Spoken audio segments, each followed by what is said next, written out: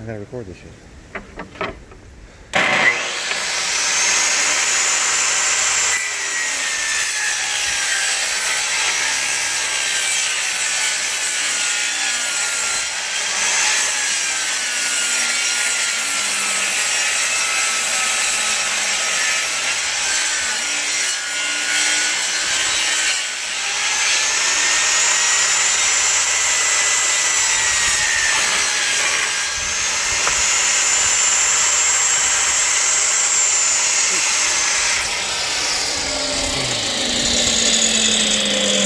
That's them. On the rigid saw, the only downside is the track.